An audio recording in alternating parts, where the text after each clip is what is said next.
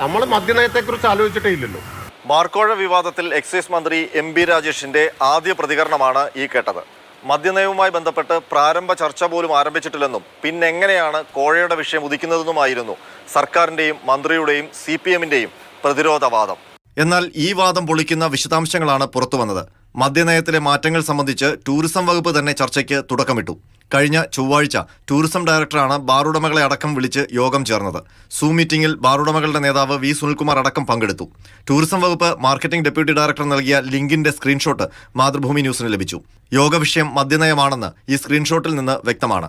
ഇതോടെ മദ്യനയം ഒരു ഘട്ടത്തിലും ചർച്ച ചെയ്തിട്ടില്ലെന്ന സർക്കാർ വാദത്തിന് തിരിച്ചടിയായി. എന്നാൽ ഈ യോഗം നടപടിക്രമം മാത്രമെന്ന വിശദീകരണമാണ് ടൂറിസം വകുപ്പ് നൽകുന്നത്. ടൂറിസം മന്ത്രി അറിഞ്ഞുകൊണ്ടുള്ള ചർച്ചയല്ല. മദ്യനയവുമായി ബന്ധപ്പെട്ട് അഭിപ്രായം അറിയിക്കാൻ വകുപ്പ് സെക്രട്ടറിമാരുടെ യോഗം വിളിച്ച് ചീഫ് സെക്രട്ടറിയാണ് നിർദ്ദേശം നൽകിയത്. ഇതിന്റെ അടിസ്ഥാനത്തിൽ ടൂറിസം സെക്രട്ടറിയുടെ നിർദ്ദേശപ്രകാരമാണ് ഡയറക്ടർ സൂം മീറ്റിംഗ് വിളിച്ചത്.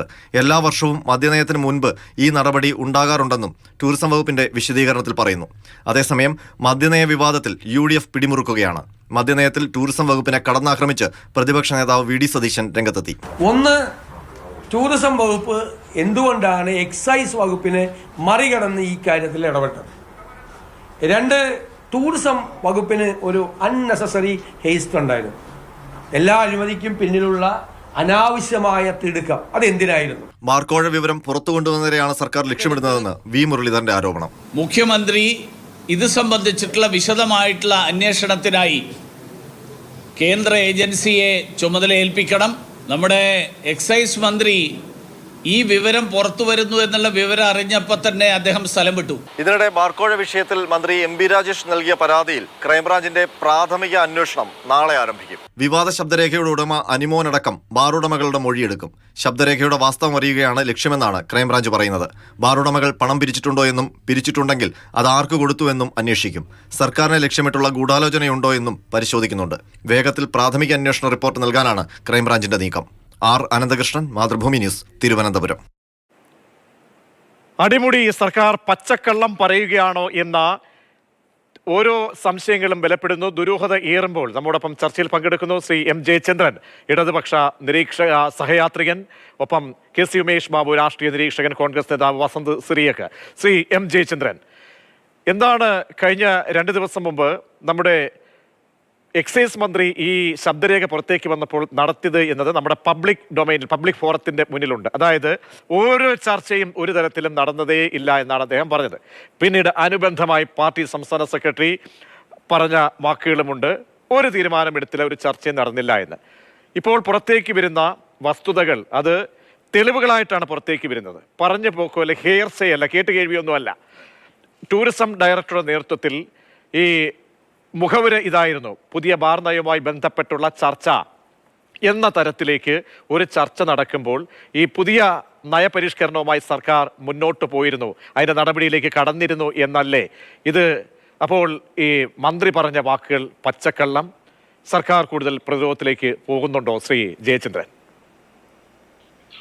പ്രതീക്ഷ, നിങ്ങളടക്കമുള്ള മാധ്യമങ്ങൾ എത്രയൊക്കെ ശ്രമിച്ചാലും ഇക്കാര്യത്തിൽ എന്തെങ്കിലും നിയമവിരുദ്ധമായിട്ടോ ആരുടെയെങ്കിലും താല്പര്യ സംരക്ഷണത്തിനോ വേണ്ടി ഈ സർക്കാരോ സർക്കാരിലെ ഏതെങ്കിലും മന്ത്രിയോ ഈ സർക്കാരിൽപ്പെട്ട ഏതെങ്കിലും പാർട്ടിയോ അതിന്റെ നേതാക്കളോ ചെയ്തു തെളിയിക്കാനേ കഴിയില്ല. ഇപ്പൊ താങ്കൾ പറഞ്ഞ ഈ പ്രത്യേക പ്രശ്നം മാത്രം എടുത്തോളൂ. എന്താണ് വസ്തുത?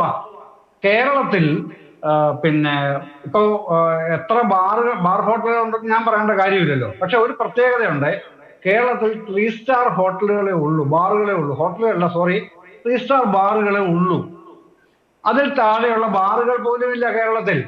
അപ്പൊ അത്തരത്തിൽ അതുമായി ബന്ധപ്പെട്ട് ഈ ഹോട്ടലിയേഴ്സിന്റെ മീറ്റിംഗ് വിളിച്ചിട്ടുണ്ട്. അത് ടൂറിസം ഡയറക്ടറാണ് വിളിച്ചത്. ടൂറിസം ഡയറക്ടർ വിളിച്ചിട്ടുള്ളത് ടൂറിസം സെക്രട്ടറിയുടെ നിർദ്ദേശപ്രകാരമാണ്. നിങ്ങൾ തന്നെ ശരിയായി നിരീക്ഷിച്ചതുപോലെ അത് ചീഫ് സെക്രട്ടറിയുടെ ഒരു നിർദ്ദേശപ്രകാരം കൂടെ ആയിരുന്നു. സത്യമാണ്. അതിന്റെ അകത്ത് ശ്രീ ജയചന്ദ്രൻ, ഇവിടെ ഒരു വിഷയമല്ല വിളിക്കാനും വിളിക്കാതിരിക്കാനുള്ള എല്ലാ അവകാശങ്ങളും അല്ലെങ്കിൽ അതിന്റെ ഔദ്യോഗിക തലത്തിലുള്ള കാര്യങ്ങളൊക്കെ ഉണ്ട്. ഞാൻ ചോദിക്കുന്ന ഒരു കാര്യമല്ല, ഇതൊരു ഔദ്യോഗിക ഫോറത്തിലേക്ക് വരികയാണ്. ടൂറിസം ഡയറക്ടർ ഒരു അസോസിയേഷനെ വിളിക്കുമ്പോൾ ഒരു മന്ത്രിയോ അല്ലെങ്കിൽ മന്ത്രിക്ക് കൊണ്ടുപോയി ഒരു നിവേദനമോ അല്ലെങ്കിൽ മറ്റോ കൊടുക്കുന്നത് പോലെയല്ല.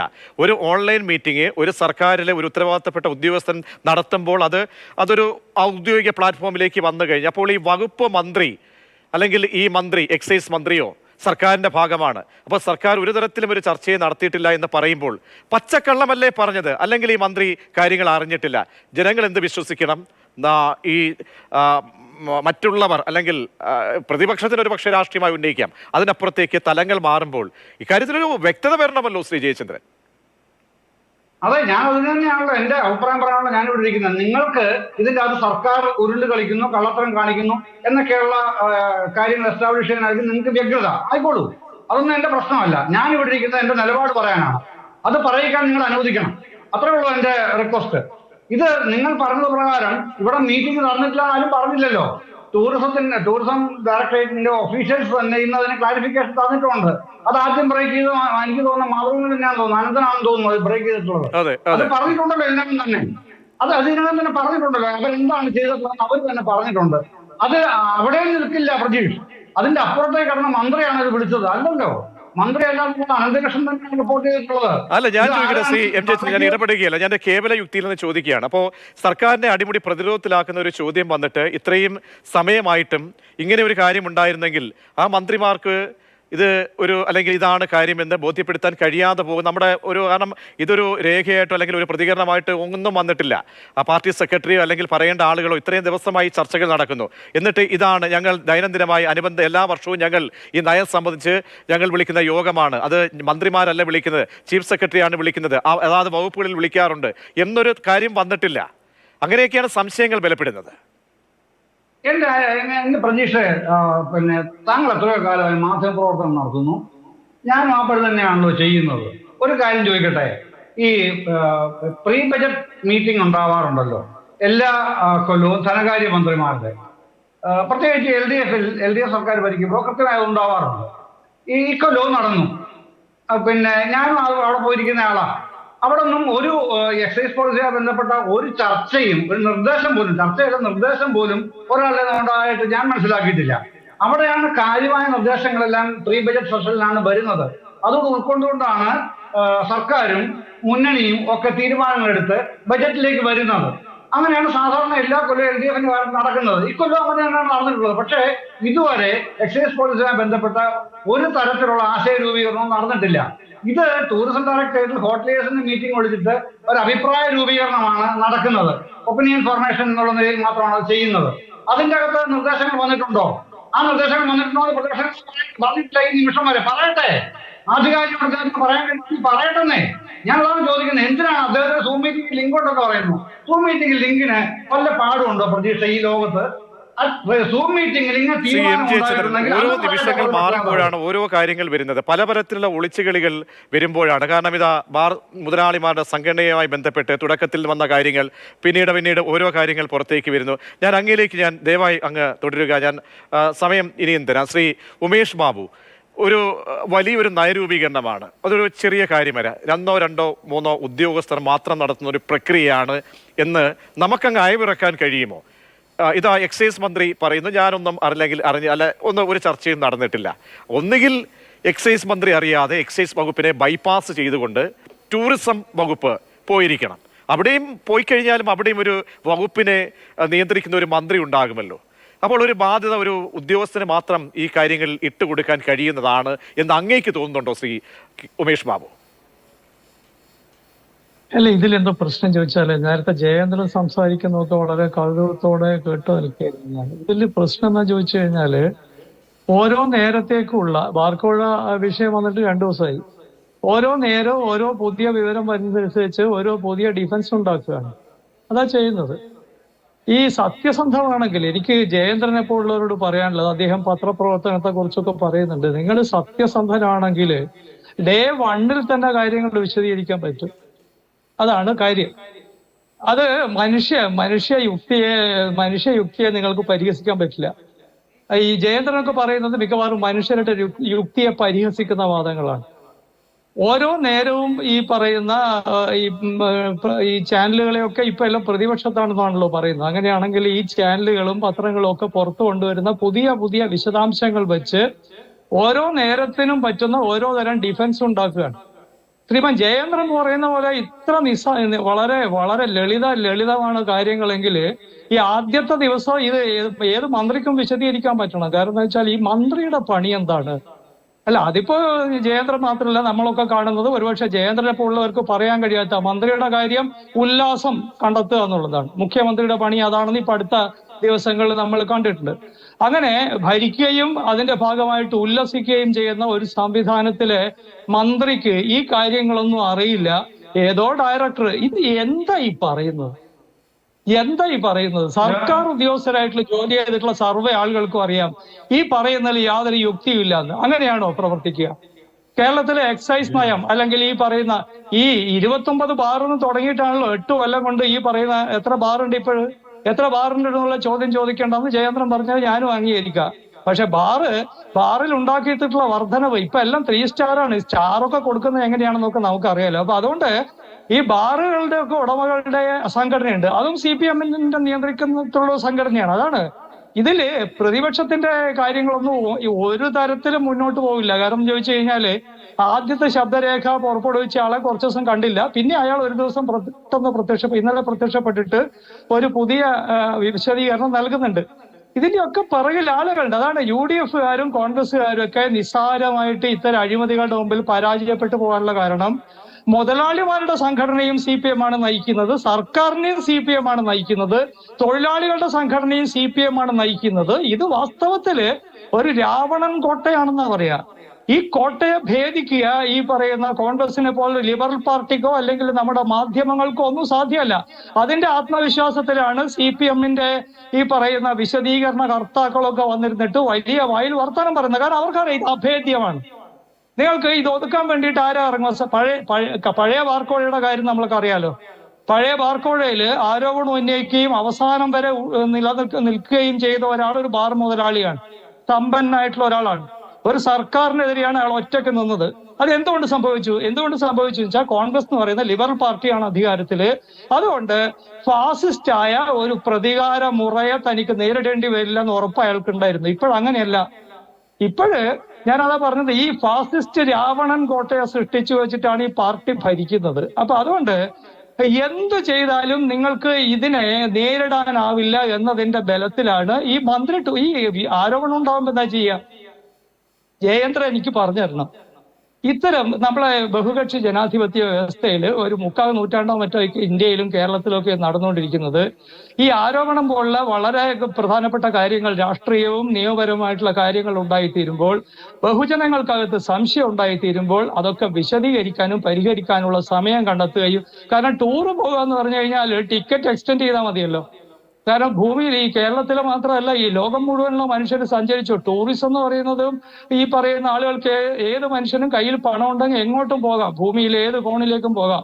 ഇപ്പോഴാണെങ്കിൽ ബഹിരാകാശത്ത് വരെ പോകാനുള്ള സംവിധാനമുണ്ട്.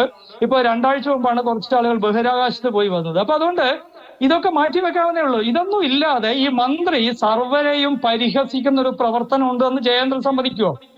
ഇത്രയും പ്രധാനപ്പെട്ട പ്രമാദമായ ഒരു വിഷയം നമ്മുടെ മാധ്യമങ്ങളും ഈ പ്രതിപക്ഷവും ഒക്കെ ചർച്ച ചെയ്യുമ്പോൾ അതിനൊരു വിശദീകരണമൊന്നുമില്ല അദ്ദേഹത്തിന്.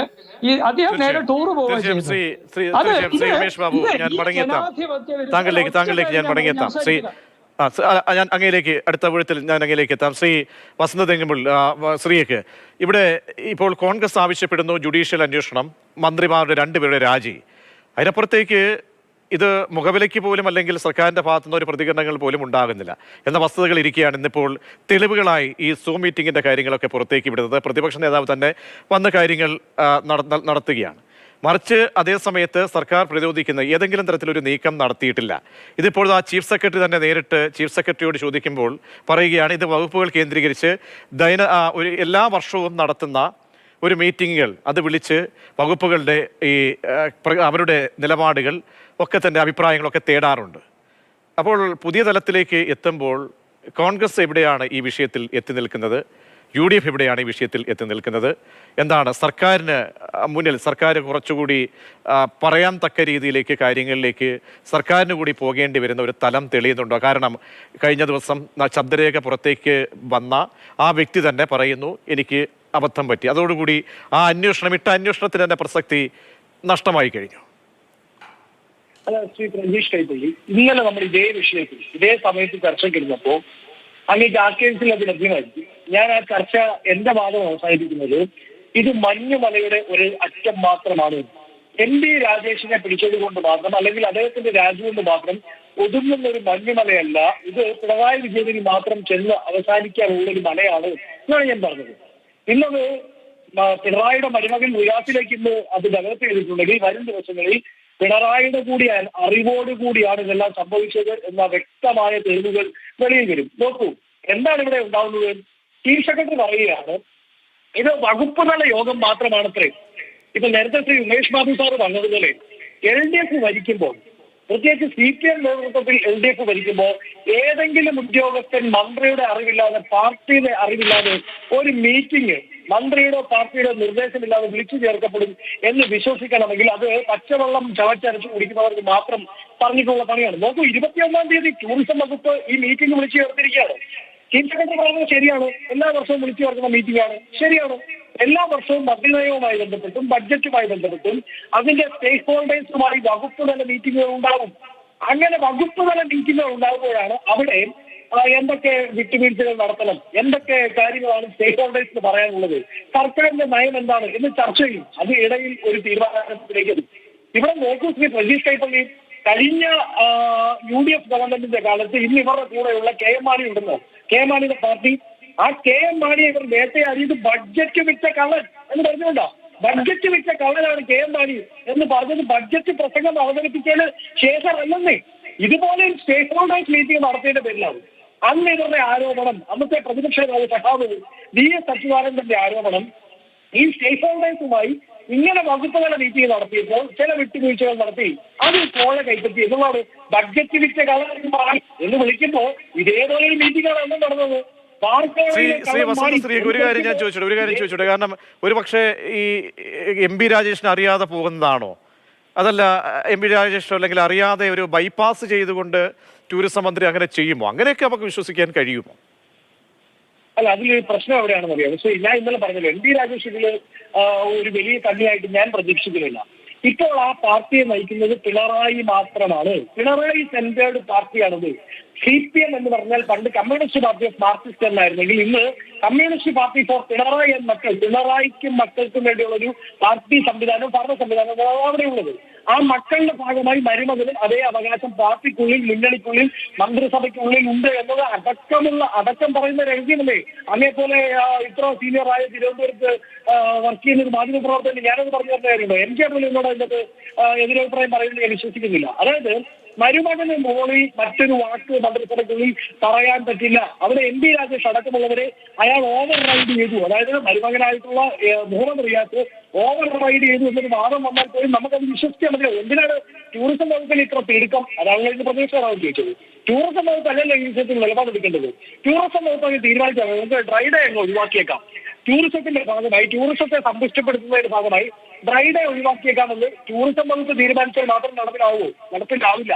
അതുകൊണ്ട് ടൂറിസം വകുപ്പ് ഞങ്ങളങ്ങ് തീരുമാനിച്ചേക്കാം എന്ന് പറഞ്ഞ് ഞങ്ങളാണ് ഇത് നടത്തിയത് എന്ന് പറഞ്ഞാൽ അത് പോസിബിൾ അല്ല. സ്വാഭാവികമായും അത് എക്സൈസ് വകുപ്പ് അറിയണം. എക്സൈസ് വകുപ്പിന്റെ പോളിസി ഡിസിഷനാണത്. മനസ്സിലായില്ലേ? ഏതെങ്കിലും ഒരു ഓർഡർ എടുക്കാൻ പറ്റില്ല. ഡ്രൈ ഡേ ഒഴിവാക്കണമെങ്കിൽ ഒരു പോളിസി ഡിസിഷനാണ്. നോക്കൂ, ഡ്രൈ ഡേയുമായി ബന്ധപ്പെട്ട് എത്ര വാർത്തകൾ വെളിയിൽ വന്നു. അന്നൊന്നും ഇവരെന്താണ് പ്രതിരോധിക്കാതെ ഞങ്ങൾ അങ്ങനെ ചർച്ച നടത്തിയിട്ടില്ല എന്നെന്താണ് അന്ന് പറയാഞ്ഞത്? ചീഫ് സെക്രട്ടറി എന്ന് പറഞ്ഞില്ലേ 15,000 കോടി രൂപയുടെ അധിക വരുമാനമാണ് ഡ്രൈ ഡേ ഒഴിവാക്കിയാൽ സർക്കാരിന് ഉണ്ടാവുന്നത് എന്ന റിപ്പോർട്ട് വന്നില്ലേ? അന്നും എന്തുകൊണ്ടാണ് MP രാജേഷോ റിയാസോ പിണറായി വിജയനോ പറയുന്നത് ഞങ്ങളുടെ സർക്കാർ അങ്ങനെ നയപരമായ ഒരു തീരുമാനത്തെ പറ്റി ചർച്ച നടത്തിയിട്ടില്ല, മാധ്യമങ്ങൾ വെറുതെ വാർത്ത കൊടുക്കുകയാണ് ഇത് പറയണ്ടേ? അങ്ങനെ ഒരു ഡിഫൻസ് അവരൊന്നും നടത്തിയില്ലല്ലോ. വളരെ ക്ലിയർ ആണ് ശ്രീ പ്രജീഷ് കൈപ്പള്ളി. മദ്യമാഫിയയുമായി പ്രതിപക്ഷത്തിരുന്നപ്പോഴും ഇപ്പോഴും ബന്ധമുള്ളവരാണ് ഇവർ. ഞാൻ എക്സാമ്പിൾ കൂടി പറയാം. UDF കാലത്ത് ശ്രീ ബിജു രമേശിനൊപ്പം തന്നെ അന്ന് ഏറ്റവും കൂടുതൽ UDF ഗവൺമെന്റിനെ വേട്ടയാടുന്ന ആരോപണവുമായി മുമ്പിൽ ഇറങ്ങിയത് കോട്ടയം കേന്ദ്രീകരിച്ച് മദ്യവ്യവസായം നടത്തുന്ന ഒരു മദ്യരാജാവാണ്. പേര് ഞാൻ പറയണ്ടല്ലോ, എലഗൻസ് ബിനോയ്. ആ എലഗൻസ് ബിനോയ് ഇന്ന് എവിടെയുള്ളത്? അദ്ദേഹം ഇന്ന് LDFിലെ ഒരു കക്ഷിയുടെ പാർട്ടിയാണ്. അന്ന് സ്വതന്ത്രനാണ്, ഞാൻ നിഷ്പക്ഷനാണ് എന്ന് പറഞ്ഞുകൊണ്ട് ആരോപണങ്ങളുമായി വന്ന ബിനോയ് ഇന്ന് LDFിൽ കറിയാത്തോലസ് വിഭാഗത്തിന്റെ പാർട്ടി ചെയർമാനായി പിണറായിക്കൊപ്പം വേദി പങ്കിടുന്ന ആളാണ്. പിണറായി വിജയൻ KM മാണി ഗ്രൂപ്പിനും ബാക്കിയുള്ള ഘടകകക്ഷികൾക്കും ബോർഡ് കോർപ്പറേഷൻ ചെയർമാൻ സ്ഥാനം വീതം വെച്ചപ്പോൾ കറിയാ തോമസും ബിനോയും എലഗൻസ് ബിനോയും അല്ലാതെ ഒരണി പോലും ഇല്ലാത്ത ആ പാർട്ടിക്ക് കൊടുത്തു. ഇലക്ട്രിക്കൽ കോർപ്പറേഷന്റെ ചെയർമാനായി സർക്കാർ നിയോഗിച്ചത് അന്നത്തെ ആരോപണം ഉന്നയിച്ച മദ്യരാജാവിനാണ്. തീർച്ചയായും വളരെ ഗുരുതരമായ ഒരു ആരോപണം കൂടിയാണ് വസന്ത് സ്ത്രീക്ക് ഉന്നയിക്കുന്നത്. ഇന്നിപ്പോഴൊക്കെ തന്നെ അത് പബ്ലിക് പല ആരോപണങ്ങളുമായിട്ടൊക്കെ വരുന്നുണ്ട്. കാരണം അന്നത്തെ കഴിഞ്ഞ ബാർക്കോഴ സമയത്ത് എലഗൻ ബിനോയ് എന്ന ചർച്ചകളിലൊക്കെ എന്നൊരു ബാർ മുതലാളി ഇന്ന് LDF യോഗത്തിൽ പോലും കടന്നു കയറാൻ തക്ക ശേഷിയുള്ള ഒരു നേതാവായി സ്കറിയ തോമസ് വിഭാഗത്തിൻ്റെ സംസ്ഥാന പ്രസിഡന്റായി എത്തുന്നു.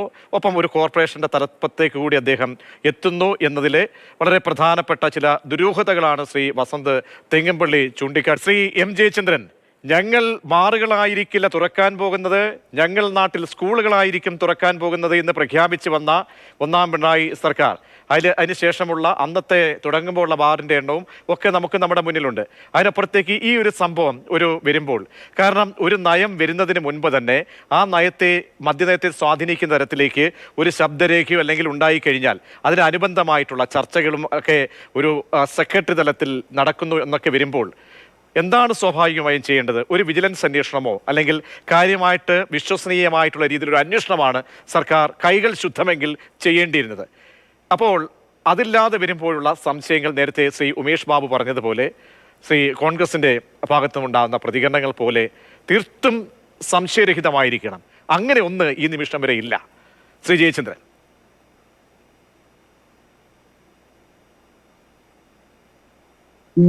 കേൾക്കാമോ പ്രജീഷ്?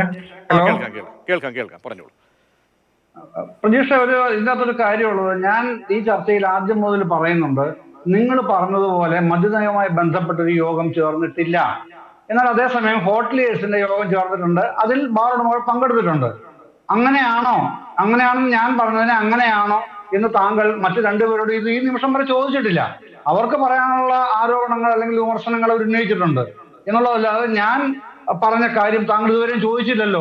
ഈ അവിടെ വിളിച്ച യോഗം ബാർ ഉടമകളുടെ യോഗമല്ല എന്ന് തന്നെ ഞാൻ വീണ്ടും ആവർത്തിച്ച് ഉറപ്പിച്ച് പറയുകയാണ്. അതങ്ങനെയാണെന്നുള്ളതിന് അവർക്ക് എന്തെങ്കിലും സബ്സ്റ്റാൻഷിയേറ്റ് ചെയ്യാനുണ്ടെങ്കിൽ ചോദിക്കൂ, എന്നിട്ട് പറയൂ. അല്ലാതുള്ള ഈ ആരോപണത്തിന് എന്ത് പ്രസക്തിയാണ് പ്രതീക്ഷ ഉള്ളത്? അങ്ങനത്തെ യോഗം ഇവിടെ ചേർന്നിട്ടില്ലാന്നേ. ഗവൺമെന്റ് ഭാഗമാണ് ടൂറിസം സെക്രട്ടറി, ഡയറക്ടർ, ഓക്കെ, അതൊന്നും നിഷേധിക്കുന്നേ ഇല്ലല്ലോ. പക്ഷെ അങ്ങനത്തെ ഈ എക്സൈസ് നയം തീരുമാനിക്കാനോ അല്ലെങ്കിൽ ഞാൻ പറഞ്ഞപ്പോൾ ചോദിക്കുന്നത് ശ്രീ M ജയചന്ദ്രൻ, അങ്ങനെയുള്ള നമുക്കൊരു പിടിവള്ളി ഉണ്ടല്ലോ, അത് പറയാൻ എക്സൈസ് മന്ത്രിക്ക് എന്തേ പറ്റിയില്ല? കാരണം നമുക്കറിയാം നമ്മുടെ ഇങ്ങനെയുള്ള യോഗങ്ങൾ നടക്കുന്നു, ഞങ്ങൾ അതിൻ്റെ ഭാഗമായിട്ടാണ് ഞങ്ങൾ ഈ യോഗങ്ങളോ അല്ലെങ്കിൽ ഇപ്പോൾ ഇത്രയും ദിവസമായി ഇത്രയും മണിക്കൂറുകൾ എടുക്കുമ്പോൾ എന്ന് പറഞ്ഞാൽ വികൃതമായിക്കൊണ്ടിരിക്കുകയാണ്. അല്ലെങ്കിൽ പോകട്ടെ, സംസ്ഥാന സർക്കാരിനെ സംബന്ധിച്ചോളം അങ്ങനെ അല്ലെങ്കിൽ വകുപ്പുകളെ സംബന്ധിച്ചോളം സംശയനിഴലാക്കുന്നുണ്ട്. ഒന്ന് പറയാമല്ലോ, നമുക്ക് നേരത്തെ അറിവുണ്ടായിരുന്നില്ല. എക്സൈസ് മന്ത്രിക്ക് സ്വാഭാവികമായും ഇത്തരം കാര്യങ്ങളൊക്കെ അറിവുണ്ടായിരിക്കേണ്ടതല്ലേ? അതല്ല അല്ലെങ്കിൽ അറിയില്ല. താങ്കൾ നിർബന്ധിക്കുന്നതിന് മാതൃഭൂമി ന്യൂസിന്റെ മുതിർന്ന ലേഖകനായ അനന്തകൃഷ്ണൻ തന്നെ ഇന്ന് റിപ്പോർട്ട് ചെയ്യുകയാണല്ലോ, ടൂറിസം ഡിപ്പാർട്ട്മെന്റിന്റെ നിലപാട് ഇതാണ് എന്ന് പറഞ്ഞ് നിങ്ങളുടെ ലേഖകങ്ങൾ റിപ്പോർട്ട് ചെയ്യുന്നത് മാതൃഭൂമിയിൽ കൂടെ തന്നെയാണ് ഞാൻ കണ്ടതും കേട്ടതും. അത് നിൽക്കുകയല്ലേ അങ്ങനെ? ടൂറിസം ഡിപ്പാർട്ട്മെന്റ് തന്നെയല്ലേ ഇത് പറയുന്നത്? ടൂറിസം മന്ത്രി തന്നെ പറയണമെന്ന് പിന്നെന്തിനാണ് ഒരു സാക്ഷ്യം എന്തിനാണ്? അത് മനസ്സിലാവുന്നില്ല. ഒരു കാര്യം. രണ്ടാമത് പ്രതീക്ഷ മറ്റൊരു കാര്യം പറയാനുണ്ട്. ഈ ശ്രീ ഉമേഷ് ബാബു പറഞ്ഞല്ലോ സ്റ്റാർ പദവി നൽകുന്ന പ്രശ്നം. സാറേ, സ്റ്റാർ പദവി നൽകുന്നത് സംസ്ഥാന സർക്കാരല്ല കേട്ടോ, അത്രേ ഞാൻ പറയുന്നുള്ളൂ. എവിടുന്നാണ് ഈ സ്റ്റാർ പദവി നൽകുന്നതെന്നൊക്കെ താങ്കളും തിരക്കിയാൽ മതി.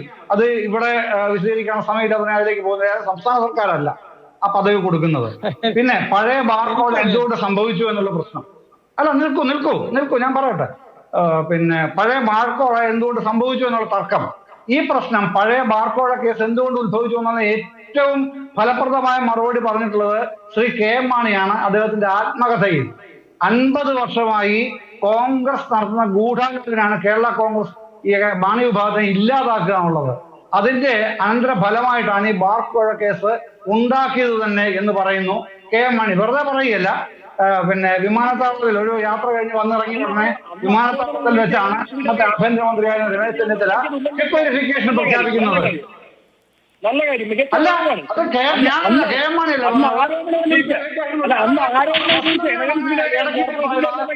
സമയമല്ലല്ലോ,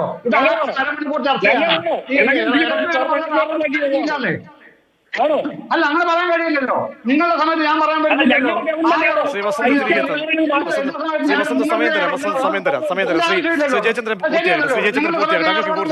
അങ്ങേക്ക് പൂർത്തിയാക്കാം. ശ്രീ വസന്ത്, അത് മര്യാദ കെട്ട നടപടിയാണ് കേട്ടോ. വസന്തയെ പോലുള്ള പ്രതീക്ഷിക്കുന്നില്ല ഞാൻ. ഇത്തരം നമുക്ക് വസ്തുത ശ്രീ ജയചന്ദ്രൻ, വസ്തുത നമുക്ക് സമയം കവരാനില്ല. വസ്തുത പറഞ്ഞോളൂ, പൂർത്തിയാക്കും. അതാണ് പറഞ്ഞത്. ക്വിക്ക് വെരിഫിക്കേഷൻ പ്രഖ്യാപിച്ചത്, ബാർക്കോഴ കേസിൽ ക്വിക്ക് വെരിഫിക്കേഷൻ പ്രഖ്യാപിച്ച അന്നത്തെ ആഭ്യന്തരമന്ത്രിയായ രമേശ് ചെന്നിത്തല ഒരു യാത്ര കഴിഞ്ഞ് വന്ന് എയർപോർട്ടിൽ വെച്ചാണ് പ്രഖ്യാപിക്കുന്നത്. അതിനെ അടക്കമാണ് കെ മണി വിശദീകരിക്കുന്നത്. പിന്നീടുണ്ടായ കാര്യങ്ങൾക്ക് അറിയാമല്ലോ എന്തുകൊണ്ടാണ് ബാർക്കോഴ കേസ് ഉണ്ടായതിന്റെ പൊളിറ്റിക്സിലേക്ക് കിടക്കണമെങ്കിൽ കിടക്കാം. പക്ഷേ ഈ ചർച്ച ചെയ്യാൻ സമയമില്ല പ്രതീക്ഷ. അതാണ് ഒരു പ്രശ്നം. പിന്നെ ഈ ഇപ്പോഴത്തെ പ്രശ്നം എന്താണെന്ന് പറയാം, മറ്റൊന്നുമല്ല. ജൂൺ 10 നിയമസഭ തുടങ്ങുകയാണ്. ഇതായിരിക്കണം അജണ്ട എന്ന് ഫിക്സ് ചെയ്തിട്ടുണ്ട്. ആ അജണ്ടയുടെ ഫിക്സേഷൻ ആണെന്ന് കാണുന്നത്. പ്രത്യേകിച്ച് ഇന്ന് മാതൃഭൂമിയും മനോരമയും കൊടുത്തിട്ടുള്ള 1-ാം പേജ് ലീഡ് സ്റ്റോറി ഉണ്ടല്ലോ, ആ രണ്ട് പത്രത്തിന്റെ ലീഡ് സ്റ്റോറിയിൽ ഇതിന്റെ കാറ്റ് പോയി എന്നുള്ള നിലയിൽ തന്നെയാണ് മെയിൻ ഹെഡിങ് കൊടുത്തിരിക്കുന്നതും വാർത്ത കൊടുത്തിരിക്കുന്നതും. അത് പ്രധാനപ്പെട്ട ഒരു സംഗതി. അതുകൊണ്ടാണ് ഉടനെ 5 ആരോപണങ്ങളുമായിട്ട് അതിനെ ചാടി വീണാക്കുന്നത്. ഇല്ലില്ല, അങ്ങനെ കെട്ടുപോയിട്ടില്ല, കത്തിച്ചു നിർത്തണം എന്ന സന്ദേശം നൽകുകയാണ് അദ്ദേഹത്തിന്റെ 5 ആരോപണങ്ങളിലൂടെ. ഇതൊക്കെ ആർക്കാണ് അറിയാത്തത്? ഇത് ഈ അനിമോന്റെ തിരുത്തിയ പ്രസ്താവനയോട് തന്നെ ചീറ്റിപ്പോയ കേസായത്. ആദ്യം ഒരു ഓഡിയോ ക്ലിപ്പ്, പിന്നെ ഒരു വാട്സാപ്പ് മെസ്സേജ്. തീർന്നില്ലേ? തീർന്നു. ഞാൻ മടങ്ങിയെത്താം ശ്രീ. ഞാൻ സമയം കുറവുണ്ട്. ശ്രീ ഉമേഷ് ബാബു, അതായത് എല്ലാം ചീറ്റിപ്പോയി അതോടുകൂടി എന്ന് പറയുന്നത് മാത്രമല്ല, നിങ്ങൾ എന്തുകൊണ്ട് ഈ ചീഫ് സെക്രട്ടറിയുടെ കാര്യങ്ങൾ, ചീഫ് സെക്രട്ടറി ഇതാ പറഞ്ഞിരിക്കുന്നു, ഇത് ഞങ്ങൾ വർഷങ്ങൾ തോറും കൂടുന്ന മീറ്റിംഗ് ആയിരുന്നു, അതിനപ്പുറത്തേക്ക് ഒന്നുമില്ല, ഇതൊന്നും നിങ്ങൾ കാണാതെ പോകുന്നു, സർക്കാരിനെ കരിവാരി തേക്കുകയാണ്, ഒരു അജണ്ട ഇവിടെ ഫ്രെയിം ചെയ്യുന്നു, നിയമസഭയൊക്കെ വരുമ്പോൾ അതൊക്കെ ചർച്ച ചെയ്യപ്പെടട്ടെ എന്നതോടുകൂടി ഒരു ഗൂഢാലോചന എന്ന തരത്തിലാണ് പ്രതിപാദിക്കുന്നത്. മറുപടി ശ്രീ ഉമേഷ് ബാബു. അല്ല, ഞാൻ മറുപടി ഒന്നും പറയില്ല. കാരണം എന്താ ചോദിച്ചു കഴിഞ്ഞാല് ഇത് പറയുന്ന ആളുകൾക്ക് എൻ്റെ ഇതിൽ വിശ്വാസം ഇല്ല എന്നുള്ളതാണ്. കാരണം വെച്ചാൽ ജയചന്ദ്രൻ പറയുന്നതിൽ ജയചന്ദ്രന് വിശ്വാസം ഉണ്ടെന്ന് ഞാൻ വിചാരിക്കുന്നില്ല. അദ്ദേഹം ഒരു പ്രത്യേക റോളിലായതുകൊണ്ട് അതങ്ങനെ പറയാൻ നിർബന്ധിക്കപ്പെടുന്നതാണെന്നാണ് ഞാൻ കരുതുന്നത്. കാരണം ഞാൻ നേരത്തെ ഈ റേറ്റിംഗ് ഒക്കെ കൊടുക്കുന്നതിനെ കുറിച്ചുള്ള കഥകൾ അത് പതിറ്റാണ്ടുകൾ മുമ്പേ തന്നെ ഇന്ത്യയിൽ എങ്ങനെയാണ് ഈ പറയുന്ന സെൻട്രൽ ഏജൻസി റേറ്റിംഗ് ഒക്കെ സ്റ്റാർ റേറ്റിംഗ് ഒക്കെ കൊടുക്കുന്നതിന്റെ പിറകിലെ കൊടിയ അഴിമതിയെ കുറിച്ചൊക്കെയുള്ള വലിയ കഥകൾ അതിലേക്ക് ഞാൻ കടന്നു. അതുകൊണ്ടാണ് അതിനെക്കുറിച്ച് അതിന്റെ കേരളത്തിന്റെ അതിന്റെ അനുബന്ധം കേരളത്തിലുണ്ട്. അതിന്റെ ഭാഗമായിട്ട് പല വാർത്തകൾ ഉണ്ടായിട്ടുണ്ടെന്ന് ഞാൻ ജയേന്ദ്രനെ ഓർമ്മിപ്പിക്കാൻ ആഗ്രഹിക്കുന്നു. അതുകൊണ്ട് റേറ്റിംഗിൽ കാര്യമില്ല, റേറ്റിംഗ് ഉണ്ടാക്കുന്നതാണ്, റേറ്റിംഗ് സംഘടിപ്പിക്കുക എന്നാണ് ഈ പറയുന്ന ഹോട്ടലിയേഴ്സിന്റെ നടുവിൽ ഈ പറയുന്ന അവർക്കിടയിലെ സംസാരത്തിൽ പറയുന്ന സാധാരണ റേറ്റിംഗ് സംഘടിപ്പിക്കുക എന്നാണ്. അതാണ് റേറ്റിംഗ് സംഘടിപ്പിക്കുക എന്ന് പറഞ്ഞാൽ അതിന്റെ എല്ലാം അടങ്ങിയിട്ടുണ്ട്. അതിലേക്ക് ഞാൻ കടക്കുന്നില്ല. കാരണം ഇതൊക്കെ നമ്മളൊക്കെ പ്രായമുള്ള ആളുകളിലെ ജയന്ത്ര ഇതൊക്കെ അറിയുന്ന കാര്യങ്ങളേ ഉള്ളൂ. ഈ സാങ്കേതികത്വം ഒക്കെ നമുക്കറിയാം. അപ്പൊ ഞാൻ പറഞ്ഞത് ഇത്രയേ ഉള്ളൂ. ഇത് ഞാൻ നേരത്തെ പറഞ്ഞ കാര്യമാണ്. ജയേന്ദ്രൻ ഇപ്പോൾ ഇപ്പൊ ജയേന്ദ്രൻ പറഞ്ഞ 2 വാദങ്ങൾ നോക്കൂ. ആദ്യം ഈ പറയുന്ന വോയിസ് മെസ്സേജ് വരുന്നു. വോയിസ് മെസ്സേജ് തൻ്റേതല്ല എന്ന് അനിമോൻ പറഞ്ഞതൊക്കെ ജയേന്ദ്രനെ പോലുള്ള ആളുകൾക്ക് ബാധകമല്ല. ഈ അനിമോൻ എന്ന് പറയുന്ന ആളിനെ 2 ദിവസം നമ്മൾ ആരും കണ്ടിട്ടില്ല. അദ്ദേഹം മുങ്ങി എന്ന് എല്ലാ പത്രക്കാരും ഒരുപോലെ പറഞ്ഞിട്ടുണ്ട്. ഈ മുങ്ങിയിട്ട് പിന്നെ പോകുമ്പോ അതാണ് ഈ കഴുത്ത്, ഇതാണ് സാധാരണ ഉണ്ടല്ലോ ആളുകളെ മുക്കുന്ന പണിയുണ്ട്. കഴുത്ത് പിടിച്ച് മുക്കുകയും പിന്നെ കഴുത്ത് പിടിച്ച് പൊക്കുകയും ചെയ്യും എന്നതാണ് സാങ്കേതിക വിദ്യ. അങ്ങനെ അദ്ദേഹത്തെ കഴുത്ത് പിടിച്ച് മുക്കിയവരും ഉണ്ട്, പൊക്കിയവരും ഉണ്ട്. അതാണ് ഞാൻ നേരത്തെ പറഞ്ഞത്.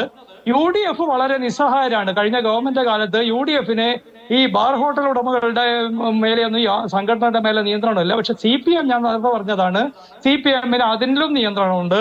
ഈ സർവ്വ സംവിധാനങ്ങളിലും നിയന്ത്രണം ഉള്ളതുകൊണ്ട് അനിമോനേക്കാൾ ഭയങ്കരനായ ഒരാള് ഇങ്ങനെ ഒരു ശബ്ദരേഖ ഉണ്ടാക്കി പുറത്തു വന്നാലും 2 ദിവസം കഴിഞ്ഞാൽ കഴുത്തിന് പിടിച്ചിട്ട് അയാളെ കൊണ്ട് വേറെ വാട്സാപ്പ് മെസ്സേജൊക്കെ ഉന്നയിക്കാനുള്ള സംവിധാനം CPMന് സാധിക്കും. കാരണം ഈ കേരളത്തിലെ CPM ഭരണം എന്ന് പറയുന്നത് എനിക്ക് ജയേന്ദ്രന് വളരെ വേഗം മനസ്സിലാവും. അതൊരു ചെഷസ്കിയൻ സംവിധാനമാണ്. ഞാനെന്താ ഉദ്ദേശിക്കുന്നത്, ജയേന്ദ്രനെ പോലുള്ളവർക്ക് അറിയാം. റൊമേനിയയിൽ ഒരു കമ്മ്യൂണിസ്റ്റ് ഭരണാധികാരി ഉണ്ടായിരുന്നു, സർവ്വം കൈയടക്കി വെച്ച ഒരു വലിയ ബഹുജന കലാപത്തെ കുറിച്ച് അയാൾ പുറത്താക്കപ്പെട്ടപ്പോഴാണ് കാര്യങ്ങളൊക്കെ ലോകം അറിഞ്ഞത്. ആ ഗവൺമെന്റ് ബഹുജന പ്രക്ഷോഭത്തിന്റെ തൊട്ട് തലയാഴ്ച അവിടെ പോയ സീതാറാം യെച്ചൂരിക്ക് പോലും ഗംഭീരമാണ് ചെഷസ്കിയുടെ ഭരണം എന്ന സർട്ടിഫിക്കറ്റ് നാട്ടിൽ വന്ന് കൊടുക്കുമ്പോഴത്തേക്ക് അവിടെ പ്രക്ഷോഭം പൊട്ടപ്പെടുകയും അട്ടിമറിക്കുകയും നടക്കുകയും ചെയ്യുന്നുണ്ട്. ഞാൻ പറയുന്ന ഇതല്ല, ഒരു ചെഷസ്കിയൻ സംവിധാനമാണ്. പുതിയ ജോർജ് ഓർവെലിന്റെ ഭാഷയിൽ ഒന്നും പറയേണ്ട ഒരു ചെഷസ്കിയൻ സംവിധാനമാണ്. ഈ ചെഷസ്കിയൻ സംവിധാനം ഉപയോഗിച്ചിട്ടാണ് CPM ഇത്. അവർക്ക് പരമപുച്ഛമാണ് ഇതിനോടൊക്കെ. നിങ്ങൾ പത്രക്കാര് എന്തു പ്രമാദമായ കാര്യങ്ങൾ കൊണ്ടുവന്നാലും എത്ര അഴിമതികൾ വന്നിട്ടുണ്ട്. ഇതൊക്കെ ഈ ശരി, തീർച്ചയായും സമയക്കുറവ് ഉള്ളതുകൊണ്ട് ശ്രീ ഉമേഷ് ബാബു പറഞ്ഞു വരുന്ന രത്നച്ചുരുക്കം മനസ്സിലാകുന്നുണ്ട്. അവസാനമായി ശ്രീ വസന്ത് സ്ത്രീയക്ക് നിയമസഭയിലേക്ക് വരികയാണ്, ഉടൻ കൂടാൻ പോകുന്നു. പ്രതിപക്ഷ നേതാവ് ഇക്കാര്യം പറഞ്ഞെങ്കിലും ഈ സമരത്തിന്റെ ഗതി സംബന്ധിച്ച് എന്താണ് പാർട്ടി തീരുമാനം? കാരണം 9 വർഷം മുമ്പ് കേരളം കണ്ട സമര വേലിയേറ്റമൊക്കെ നമ്മുടെ മുന്നിലുണ്ട്. തനിയാവർത്തനം പോലെ ഒരു വിഷയം കൂടി വരുമ്പോൾ അല്ല, 10 സെക്കൻഡിൽ ഞാൻ എൻജെക്ക് ഉത്തരം പറഞ്ഞു. തെറ്റായിപ്പോയി. അദ്ദേഹം പറഞ്ഞത് ബാർക്കോഴയുമായി ബന്ധപ്പെട്ട്, അന്നത്തെ ബാർക്കോഴയുമായി ബന്ധപ്പെട്ട് UDF-നുള്ളിലെ അന്തഃഛിദ്രമാണ് ബാധിച്ചതെന്നാണ്. അങ്ങനെയാണെങ്കിൽ